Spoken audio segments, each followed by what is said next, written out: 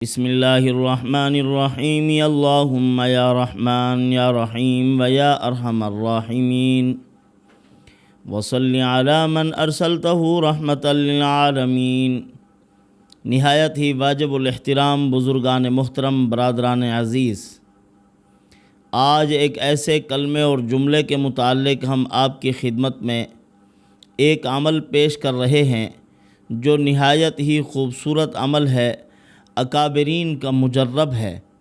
کئی اللہ والوں سے ہم نے سنا ہے جو اس عمل کو بڑی مضبوطی کے ساتھ کرتے ہیں، ہر گناہ سے بچنے کے لیے، ہر نیک کام کو حاصل کرنے کے لیے، حصول تقوی کے لیے، وساوس شیطانی کو دفع کرنے کے لیے، دنیا آخرت کے تمام فوائد حاصل کرنے کے لیے مجرب عمل ہے۔ حضرت مجدد الفسانی رحمۃ اللہ علیہ بھی اس عمل کو کرتے تھے اور 500 مرتبہ یہ حضرت کا بتلایا ہوا عمل ہے۔ اگر کوئی آدمی زیادہ مصروف ہے، اس عمل کو نہیں کر سکتا زیادہ تعداد اور مقدار میں، چاہیے کہ فجر کی نماز کے فوراً بعد اور مغرب کی نماز کے بعد سنتیں مکمل کر لے، اس کے بعد اس عمل کو کرے، صرف 7 مرتبہ پڑھ لے، ہر قسم کے شرور سے محفوظ رہے گا، غلبے کی شان نصیب ہوگی اور دنیا آخرت کے فوائد حاصل ہوں گے۔ یہ جو مبارک جملہ ہے، مبارک کلمہ ہے، آپ صلی اللہ علیہ وسلم نے اس مبارک کلمے کے متعلق ارشاد فرمایا، کنزم من کنوز اللہ، کنزم من کنوز الجنہ، یہ اللہ کے خزانوں میں سے ایک خزانہ، جنت کے خزانوں میں سے ایک عظیم خزانہ ہے۔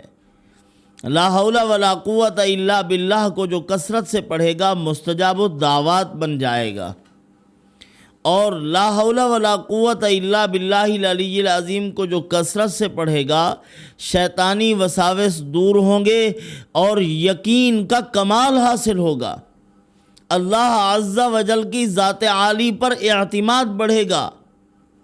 جب کوئی آدمی لا حول ولا قوت الا باللہ پڑھتا ہے، اللہ عز و جل عند الملائکۃ المقربین عند ارواح الانبیاء والمرسلین، اللہ پاک فرشتوں کے سامنے اس کا اظہار کرتے ہیں کہ میرے بندے کو دیکھو، عبدی انقادا، میرا بندہ میرا فرما بردار ہو گیا ہے، اور اللہ پاک فرماتے ہیں وَتَرَكَ الْعِنَادَ، میرا بندہ عناد اور تکبر کو چھوڑ چکا ہے، میری فرما برداری کا عہد کر رہا ہے۔ اور پھر پروردگار عالم فرماتے ہیں کہ لا حول ولا قوت الا باللہ پڑھنے والے کے متعلق کہ اس نے کائنات کے تمام امور، دنیا کے بھی آخرت کے بھی، اپنے سارے معاملات اس نے میرے سپرد کر دیے ہیں۔ اب اللہ پاک اس کے معاملات کو آسان کرتے ہیں۔ حدیث پاک میں ہے جو آدمی لا حول ولا قوت الا باللہ کو صبح کے وقت 10 مرتبہ پڑھتا ہے اور شام کے وقت 10 مرتبہ پڑھتا ہے، شیطان اور جنات کے شر سے محفوظ رہتا ہے، اللہ پاک اس کی حفاظت فرماتے ہیں۔ اب یہاں اس عمل کے متعلق یہ ہے کہ اس عمل کو فجر کی نماز سے پہلے پڑھنا چاہیے یا بعد میں، مغرب کی نماز سے پہلے پڑھنا چاہیے یا بعد میں، 7 مرتبہ جو پڑھنا ہے۔ تو علماء نے لکھا ہے کہ شریعت مطہرہ اس معاملے میں ساکت ہے، شریعت مطہرہ خاموش ہے۔ اب کیسے پتہ چلے گا کہ اس عمل کو کس وقت کرنا ہے؟ تو فرماتے ہیں جس معاملے میں شریعت مطہرہ خاموش ہو تو پھر اولیاء امت کے تعامل کو دیکھا جاتا ہے، اللہ والوں کے تعامل کو دیکھا جاتا ہے کہ وہ کس وقت کیا کرتے تھے۔ اکابر امت کا یہ معمول رہا ہے، فجر کی نماز کے بعد اس وظیفے کو کرتے تھے اور مغرب کی نماز کے بعد اس وظیفے کو کرتے تھے۔ کیوں؟ وجہ اس کی یہ بتلائی، فرمایا کہ فجر کی نماز کے بعد فرشتوں کی ڈیوٹی تبدیل ہوتی ہے، رات والے فرشتے جو ہوتے ہیں وہ آسمان پر چلے جاتے ہیں اور دن والے فرشتے صبح کے وقت آ جاتے ہیں۔ اسی لیے فرمایا ان الفجر کان مشہودا، یہ فجر کا وقت مشہود ہے، فرشتوں کی حاضری کا ٹائم ہے، یعنی رات والے فرشتے ہوتے ہیں اور دن والے فرشتے بھی آ جاتے ہیں، یہ فرشتوں کی حاضری کا ٹائم ہے۔ اور مغرب کی نماز کے بعد وہ بھی فرشتوں کے آنے جانے کا وقت ہے، دن والے فرشتے چلے جاتے ہیں، رات والے فرشتے آ جاتے ہیں۔ تو علماء نے لکھا ہے کہ فجر کی نماز کے بعد اور مغرب کی نماز کے بعد، ہمارے اکابرین میں سے ایک بڑے اللہ والے بھی تھے اور ڈاکٹر تھے، مجذوب تھے، مغرب سے لے کر عشاء تک اللہ کے ذکر میں وقت گزارا کرتے تھے اور روتے رہتے تھے۔ بڑے بڑے ڈاکٹر جن لوگوں کے علاج سے عاجز آ جاتے تھے، وہ ایسے اللہ کے ولی تھے، وہ آم سے انجیکشن رکھتے تھے، اللہ تعالیٰ نے ان کے ہاتھ میں شفا رکھی تھی۔ لوگ کہتے تھے کہ حضرت احتیاط کیا کریں، آپ کپڑے کے اوپر سے ٹیکا لگا دیتے ہیں، ہم نے کوٹ پتلون پہنی ہوئی ہوتی ہے اس کے اوپر سے ٹیکا لگا دیتے ہیں، یہ جراثیم چلے جائیں گے۔ وہ فرمایا کرتے تھے ہم نے جراثیم کے خالق سے بات کر رکھی ہے کہ جراثیم نہیں لگیں گے آپ کو۔ بڑے اللہ کے ولی، یعنی جو بھی ان کے پاس جاتا تھا اللہ تعالیٰ ان کے ہاتھوں سے شفا عطا فرما دیتے تھے۔ تو مغرب سے عشاء کا وقت اللہ والوں کے معمولات کا ٹائم ہے، اور تعامل اولیاء، اللہ کے نیک بندوں کا تعامل ہے، اس بات پر عمل رہا ہے، وہ ذکر کے لیے اس وقت کو خالی رکھتے تھے۔ اسی لیے یہ بھی فرمایا ہے کہ مغرب کی نماز پڑھنے کے بعد جب فرض پڑھ لیے گئے ہیں تو پھر فوراً سنتیں پڑھ لو۔ فرض مکمل ہیں اور سنتیں جو ہیں یہ مکمل ہیں۔ مکمل کسے کہتے ہیں؟ جیسے کہتے ہیں کہ نماز کا جو خشوع و خضوع ہے یہ مکملات میں سے ہے، اعمال حسنہ جو ہیں یہ ایمان کے مکملات میں سے۔ کیا مطلب؟ ایمان تو ایک بسیط چیز ہے، ایک تصدیق ہے، اس کے بعد اعمال جو ہیں وہ ایمان میں داخل نہیں بلکہ ایمان کو کامل کرنے والے ہیں، ایمان کو خوبصورت کرتے ہیں۔ اسی لیے فرائض کے بعد جو سنتیں اور نوافل پڑھتے ہیں یہ بھی مکملات صلاۃ میں سے ہیں۔ جب بندہ ان کو پڑھتا ہے فرائض میں جو کمی رہتی ہے اللہ پاک اس کو پورا کر دیتے ہیں۔ تو پہلے مکمل کو پورا کیا جائے، یعنی فرضوں کے بعد سنتوں کو ادا کیا جائے، پھر اس کے بعد اس عمل کو کیا جائے۔ لا حول ولا قوت الا باللہ العلی العظیم۔ سرکار نے، جناب نبی کریم صلی اللہ علیہ وسلم نے اس عمل کی تفسیر ارشاد فرمائی ہے۔ حضرت عبداللہ ابن مسعود رضی اللہ تعالی عنہ سے پوچھا گیا هل انت تدری ما تفسیرہا، اس کی تفسیر کو آپ جانتے ہیں؟ فرمایا ہاں میں وہ تفسیر جانتا ہوں جو اس سرکاری خزانے کی تفصیل محمد الرسول اللہ صلی اللہ علیہ وسلم نے اپنی مبارک زبان سے بیان فرمائی ہے۔ یہ سرکاری خزانہ ہے نا، کنز من کنوز اللہ ہے، اللہ کے خزانوں میں سے ایک خزانہ ہے، یہ اللہ کے عرش کا خزانہ۔ اور جب سرکار کا خزانہ آئے گا اس کی تفصیل بھی وہ بیان کریں گے جو سرکار والے ہیں۔ سرکار مدینہ محمد الرسول اللہ صلی اللہ علیہ وسلم نے اس کی تفصیل بیان فرمائی ہے۔ لا حول عن معصیت اللہ الا بعصمت اللہ، فرمایا آدمی گناہ سے نہیں بچ سکتا مگر اللہ کی حفاظت سے۔ اللہ بچانا چاہیں گے تب بچ سکے گا، اگر اللہ نہ بچانا چاہیں تو گناہ سے بچ نہیں سکتا بندہ۔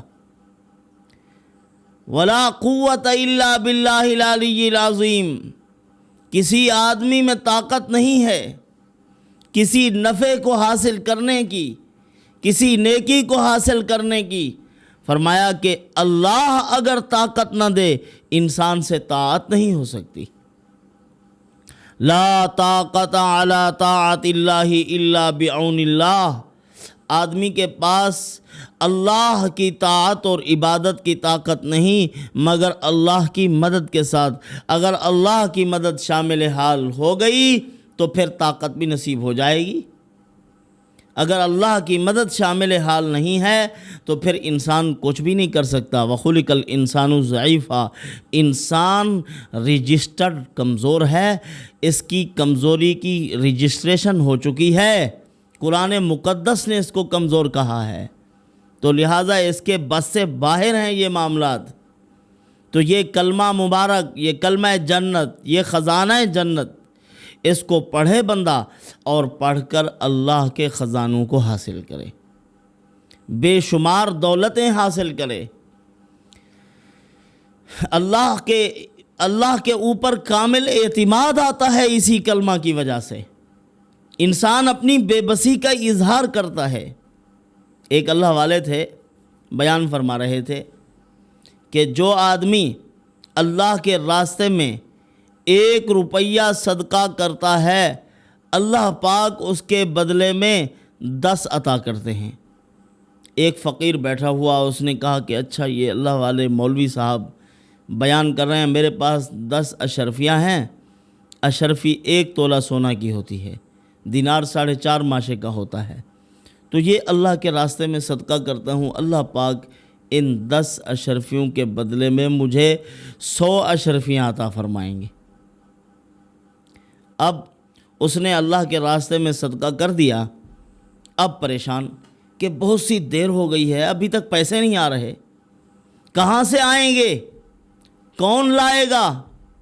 جیسے آج کل ہمارے بھی راتوں رات مالدار ہونے کا خواب دیکھ رہے تھے NFT والے بھائی، تو یہ بھی بیچارہ اللہ کے راستے میں صدقہ خیرات کر کے بیٹھ گیا انتظار، حالانکہ یہ جو اللہ کے وعدے ہیں یہ آخرت کے اعتبار سے غالب ہیں، دنیا میں بھی ملے گا بدلہ، لیکن آخرت کے اعتبار سے یہ عہد ہیں، اللہ تعالیٰ کے وعدے ہیں، 10 ملیں گے وہاں اور 700 تک اللہ پاک عطا فرمائیں گے۔ بندے کے اخلاص اور اس کی اندرونی جذبات کو دیکھ کر اللہ پاک ثواب بڑھا دیتے ہیں۔ تو اب بیچارہ پریشان، جب غم بڑھ گیا پیٹ میں مروڑ اٹھے، اسی لیے کہتے ہیں جب آدمی غمگین ہوتا ہے تو معدہ خراب۔ حضرت شاہ ابرار الحق رحمۃ اللہ علیہ فرمایا کرتے تھے جب کھانا کھا رہے ہوں اس وقت غم کی خبر نہ دیا کرو، معدہ خراب ہو جاتا ہے، روٹی ہضم نہیں ہوتی۔ اسی لیے کھانے سے 1 گھنٹہ پہلے اور کھانے کے 1 گھنٹہ بعد تک غم کی خبریں نہ سنو، معدہ زبردست رہے گا۔ آج کل کھانا بھی کھا رہے ہیں اور ساری غم کی خبریں موبائل پہ چل رہی ہیں، دیکھتا جا رہا ہے کیا ہو گیا ہے فلاں جگہ کیا ہو رہا ہے۔ فرمایا جہاز کریش ہوا تھا، جنرل ضیاء الحق جب شہید ہوئے تھے، تو اس موقع پر حضرت شاہ ابرار الحق رحمۃ اللہ علیہ کھانا کھا رہے تھے، تو کسی نے خبر دی، فرمایا نہ بتاتے، غم کی خبر کھانے کے وقت نہیں دیا کرتے، معدے کے اوپر غم کا اثر ہوتا ہے، تو اسی لیے غم کی خبریں نہیں، اس کو غم جو لگا اپنی 10 اشرفیوں کا، بیچارہ پریشان، پیٹ میں مروڑ، معدہ خراب ہو گیا، اور اس وقت یہ یعنی ٹوائلٹ کا نظام نہیں ہوتا تھا گھروں میں، باہر دیہاتوں میں جاتے تھے۔ اب وہ بیچارہ پریشانی کے عالم میں گیا، پیشاب آیا، بار بار آ رہا ہے، کھیت میں جا رہا ہے، اب پیشاب کرتے ہوئے زمین کو کھود رہا تھا، زمین کو کھودتے کھودتے نیچے سے اس کو اشرفیاں نظر آئی۔ پرانے زمانے میں کسی نے دفن کی تھی، 100 سال پرانی وہ اشرفیاں پڑی ہوئی تھی، بسا اوقات تجربہ کار لوگ اشرفیوں کو دیکھ کے بھی پہچان لیا کرتے تھے کہ 100 سال پرانیاں ہیں، یا کوئی مہریں وغیرہ ان کے اوپر لگی ہوئی تھی، تو وہ 100 سال پرانی نکل آئی، لے کے بھاگا مولوی صاحب کے پاس، کہنے لگا مولوی صاحب آپ نے وضاحت سے بیان نہیں دیا، آپ وضاحت سے بتایا کریں نا کہ اللہ تعالیٰ ایک کے بدلے میں 10 دیں گے، 10 کے بدلے میں 100 عطا فرمائیں گے، لیکن اس کے لیے پیٹ میں درد بھی ہوگا، مروڑ بھی ہوں گے، پھر بار بار آپ کو قضائے حاجت کے لیے جانا پڑے گا، آپ کو مشکلات ہوں گی، پیشاب کرتے ہوئے آپ زمین کو کھودو گے تو نیچے سے اشرفیاں نکلیں گی، پوری تفصیل سے بیان کیا کرو۔ تو اللہ تعالیٰ بندے کو دے دیتے ہیں، لیکن آدمی آخرت کے اعتبار سے اپنے معاملات کو دیکھے، اللہ کے وعدوں پر یقین رکھے۔ تو حضرت ابراہیم علیہ السلام جب آپ صلی اللہ علیہ وسلم معراج پر گئے تو حضرت ابراہیم علیہ السلام سے ملاقات ہوئی، تو آپ صلی اللہ علیہ وسلم نے فرمایا مر یا محمد، اے محمد صلی اللہ علیہ وسلم جا کر حکم کرنا امتا کا، اپنی امت کو، کہ وہ جنت میں درخت لگا لیں۔ آپ صلی اللہ علیہ وسلم نے فرمایا اے جد امجد دادا جان، جنت کے درخت کیا ہیں؟ حضرت ابراہیم علیہ السلام نے فرمایا لا حول ولا قوت الا باللہ العلی العظیم، یہ جنت کے درخت ہیں۔ اسی لیے یہ وظیفہ بڑا طاقتور ہے۔ اس کے متعلق حضرت حکیم اختر صاحب رحمۃ اللہ علیہ نے فرمایا اس وظیفے میں اسٹیم بھری ہوئی ہے، اس وظیفے میں بڑی انرجی اور طاقت ہے، لہٰذا اس انرجی کو حاصل کرو۔ لا حول ولا قوت الا باللہ العلی العظیم پڑھو، شیطان ڈرا نہیں سکے گا، وساوس نہیں ڈال سکے گا۔ آپ کو جو الٹی پلٹی لگاتا ہے شیطان، فقر سے ڈرا رہا ہے، کبھی کس چیز سے ڈرا رہا ہے، کبھی کس چیز سے، مختلف غموم اور ہموم میں مبتلا کرتا ہے، تو پھر آپ لا حول ولا قوت الا باللہ العلی العظیم پڑھا کرو۔ صبح کے وقت بھی پڑھو، 10 مرتبہ پڑھ لو گے تو یہ فضیلت بھی حاصل ہو جائے گی کہ شرور شیطانیہ سے محفوظ رہو گے۔ اور اسی طرح آپ کو یہ لا حول ولا قوت الا باللہ العلی العظیم پڑھنے سے احسانی کیفیت بھی حاصل ہو سکتی ہے، لیکن یہ ہوتا مجاہدے کے ساتھ ہے۔ جس قدر آدمی مجاہدہ کرتا ہے، محنت کرتا ہے، اللہ پاک عمل کی برکات نصیب فرماتے ہیں۔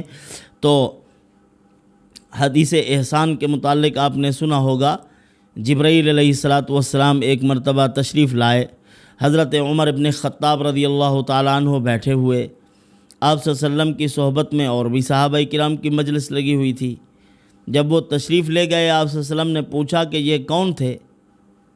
تو صحابہ کرام نے عرض کیا یا رسول اللہ کچھ معلوم نہیں۔ آپ صلی اللہ علیہ وسلم نے فرمایا یہ جبرائیل علیہ السلام تھے، یہ تمہیں دین سکھلانے کے لیے آئے تھے۔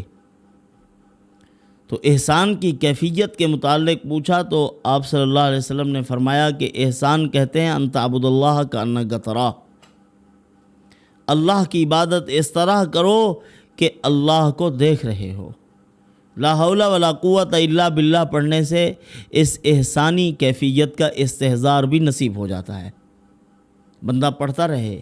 کیا شان تھی صحابہ کرام کی جنہوں نے جبرائیل علیہ السلام کو رسول اللہ صلی اللہ علیہ وسلم کی مجلس میں دیکھا ہے۔ ایک مرتبہ نبی پاک صلی اللہ علیہ وسلم کے چچا جان حضرت حمزہ رضی اللہ تعالیٰ عنہ نے عرض کیا اے بھتیجے جبرائیل دکھا دے مجھے۔ آپ صلی اللہ علیہ وسلم نے فرمایا چچا جان آپ جبرائیل کو دیکھنے کی طاقت نہیں رکھتے۔ فرمایا نہیں دیکھنا چاہتا ہوں میں، بار بار اصرار کیا۔ آپ صلی اللہ علیہ وسلم نے ایک مرتبہ دکھایا، حتیم میں پاؤں تھے، آسمان کو سر لگ رہا تھا۔ جب دیکھا تو حضرت حمزہ رضی اللہ عنہ بے ہوش ہو گئے۔ ان کی اصلی حالت میں صرف رسول اللہ صلی اللہ علیہ وسلم نے دیکھا ہے جبرائیل علیہ السلام کو۔ پھر جب مجلس میں آئے اس وقت انسانی شکل میں آئے تھے۔ آپ صلی اللہ علیہ وسلم کی خدمت میں حضرت دہیہ قلبی رضی اللہ عنہ کی شکل میں آیا کرتے تھے۔ تو بہرحال لا حول ولا قوت الا باللہ العلی العظیم کو اگر 500 مرتبہ پڑھنے کا اہتمام کرو گے تو اس سے انشاءاللہ بہت سے فوائد حاصل ہوں گے۔ آپ مستجاب الدعوات بھی بن جائیں گے، اللہ پاک آپ کی دعاؤں کو شرف قبولیت سے نوازیں گے اور اس کا فائدہ آپ کی نسلوں تک پہنچے گا، کیونکہ یہ اللہ کے خزانوں میں سے ایک عظیم خزانہ ہے۔ اللہ پاک انہی معروضات پر عمل کی توفیق عطا فرمائے۔ وما علینا الا البلاغ۔